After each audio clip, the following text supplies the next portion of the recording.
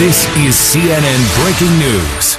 And let's get right to the breaking news. China now says one of its satellites has found what could be a crash area for Malaysia Airlines Flight 370. It's released images of what appear to be large floating objects. We have the kind of coverage that only CNN can deliver. Our correspondents are standing by along with our top analysts and experts. Let's go straight to CNN's chief national security correspondent, Jim Sciutto. He's got the very latest on these satellite images. What are we learning, Jim? Well, Wolf, this is a truly remarkable development in what has been 6 very confusing days of misdirection. We were looking in one part on the map, another part on the map, and now we have these images. If I could throw them up on the screen again, just so we get a closer look at them. They look very small. They may not look too impressive at home, but they are very large. 43 feet by 49 feet, one of them. 46 by 62 feet, another one 79 feet by 72 feet. A flatbed truck is 48 feet long. A mobile home 28 feet long. So these are big pieces floating in the water. And let me show you on the map where they were found.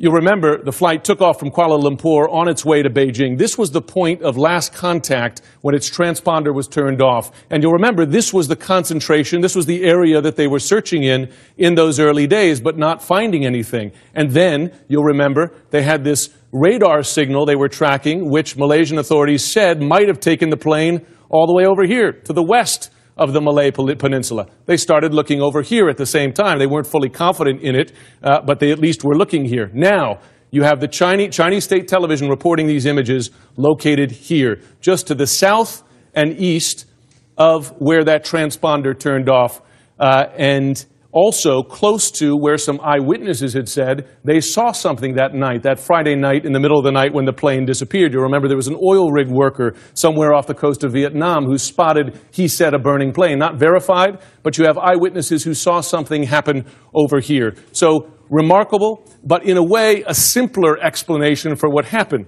This was a very confusing event to have a plane go over here, fly for nearly an hour without any communication with the pilot, any data coming from the plane. Over here, much simpler to explain, that there was some event when it lost that contact with its transponder, lost contact with ground control at the border between Malaysian and Vietnamese radar control space, that something catastrophic happened here that might have lost that plane. It's early days. These are just satellite images at this point, but certainly one of the most promising clues we've had so far. And you spent a considerable amount of time, Jim, in China yourself, in Beijing. You know how the Chinese operate. The fact that China, the government of China, through its State Administration of Science Technology, has released these images, we should give them some added weight, because they wouldn't be doing it unless they were pretty convinced it's the real deal. No question. It's coming from China State TV, which would have connections with those Chinese satellite organizations as well. But there's a backstory here as well. As this is happening, there is a massive territorial dispute going on in the South China Sea. Not far over here, there are a number of island chains that are disputed between these countries. You've got Malaysia, you've got Indonesia, you've got Vietnam, China as well.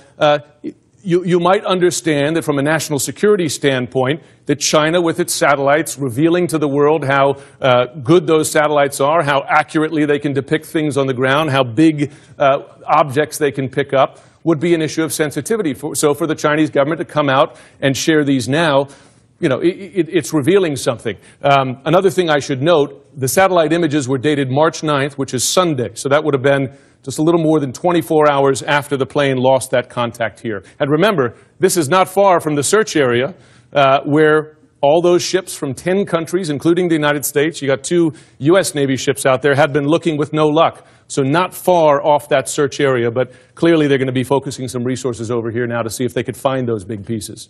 Jim Sciutto, thanks very much. I'm going to go to Andrew Stevens in Kuala Lumpur in a moment, but I want to bring in our panel of experts right now to assess what's going on. Joining us, Peter Gulls, the former managing director of the NTSB, the National Transportation Safety Board, retired U.S. Air Force General Richard Myers, the former chairman of the Joint Chiefs of Staff, and Tom Fuentes, our CNN law enforcement analyst, former assistant director of the FBI. Peter, let me start with you. These new images that have just been released, what do they say to you?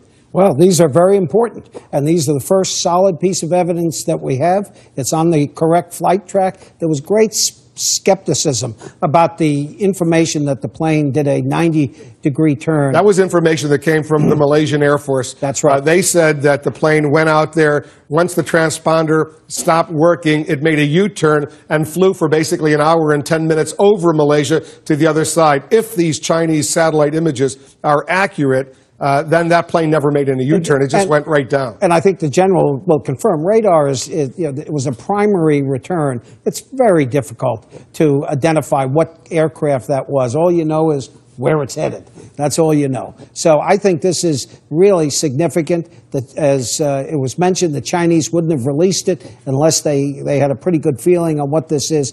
This is where they need to go, and they need to go quickly. All right, General, what does it say to you? You're familiar with these kinds of operations. Right, I am. And going back to my Space Command days, one of the reasons they might not have released the images right away is because they might not have known they had them. Some space assets collect data over time, and if you're interested in a specific day, a specific time frame, then you have to go and take the data that it's being collected and de-log it, as we say, and try to find these needles in a haystack. I think that's probably what went on here and why it was delayed. I'm just guessing, of course, but it's a first clue that we've had, substantial clue, and so it gives us a place to focus. And you agree also that if the Malaysian Air Force, which is a pretty good Air Force, has a good reputation, the radar detection when they said it made that U-turn, flew over Malaysia, that was inaccurate. That could just be a simple mistake. It could be inaccurate. As was said, you have to have positive identification of what that track is, who that track is. If they just saw a radar return in the general vicinity make a left-hand turn, they don't know who that was. What does it say to you, Tom? Because, if the transponder goes down at that area, and the next thing you know that there's debris that the Chinese satellite images now show, what does it say to you? Well, it says that they can analyze the ocean currents and the wind at the time and get a better idea of if those objects are floating in that location, say 12 hours after the time the plane went down, then backtrack to where the crash site might be and go down from there. The transmitting device with the black boxes is supposed to transmit for 30 days, so they still have plenty of time to get submarines or destroyers that have the appropriate sonar and look for the pinging of the black boxes that should still be ongoing. This is the area where the U.S. Navy 7th Fleet, they've been searching in this area. Then they moved over to the other side of Malaysia, but this area, presumably over the past 5 days, they've been searching pretty thoroughly. Yeah, it's somewhat surprising they haven't found any debris at all. Because now you have specific coordinates of where this debris was located. Right, but it'll keep, as we mentioned, it's going to keep moving. It's going to go with the currents, but at least the U.S. Navy, and I suppose other navies, are very good at figuring that out and figuring where stuff might be. All right, so let's say, Peter, that this is the remnants of this plane. This is debris from the Boeing 777, the Malaysia airliner. Does it give us a better sense if it was some sort of catastrophic explosion, if you will, or if it was man-made, if it was a terrorist, a hijackers, pilot suicide? Do we have any better sense on that? No, I think it's just the opposite. It puts everything back on the table. Whereas if you had this 90-degree turn, you'd say, all right, somebody was in control of this aircraft, and they were taking it someplace it shouldn't have gone. In this case now, we're back at square one. All options, structural, terrorism, are on the table. And as soon as we get a look at the wreckage and start to zero in on the data recorder and voice recorder, we will have a solution. And now that they have the coordinates of where this debris was found, how long do you think it presumably will take to find any more wreckage, including those flight and data recorders? I don't think we know. Since they've been in the area, it's obviously going to take some time, but they do have a place to focus. They can study the currents and figure out where this is most probably moved from, where it's moving to. And I think. I mean, you don't know. In fact, we're speculating all the time. We don't even know if this is actually the airplane. We know we have a big blob in the middle of the ocean, but we don't know that that's the airplane. It's going to take some time. It's going to take some time for ships to get there and actually figure this out. If it's floating on the surface, right, they can actually get a hold of it. They could determine that pretty quickly whether or not that's. Oh, they'll see remnants of the aircraft. Remnants of the aircraft. Hold on for a moment. I want to go to Kuala Lumpur. Andrew Stevens is our correspondent there. So, what are they saying over there in Malaysia, Andrew? Specifically, the families of the folks that were on that plane. They must be in such agony.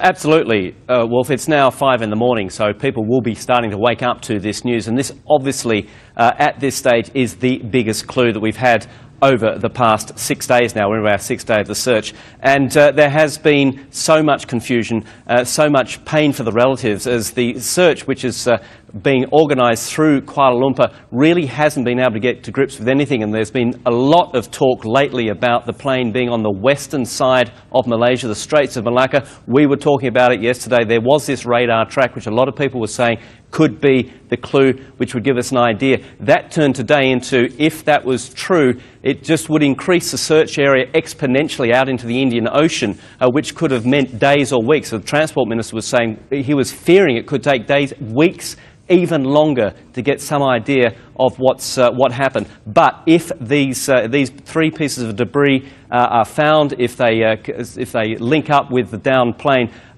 it will be an enormously painful moment for the families, but it will be a moment of clarity. They will know exactly what happened. So, watch and wait now. Certainly, though, here there would be relief just in the fact that there is now something tangible. It looks like there's something tangible that those people can now hold on to. Andrew Stevens, stand by. We're going to get back to you. Andrew Stevens in Kuala Lumpur. We're going to continue to follow the breaking news, these Chinese satellite images that show what could have been the crash site, large floating objects, according to the Chinese government. And all this coming even as search efforts had greatly expanded. I'll speak with the U.S. Navy commander aboard a ship in the region. He's looking, together with the other members of the U.S. Navy, the Marine Corps, they're looking for debris.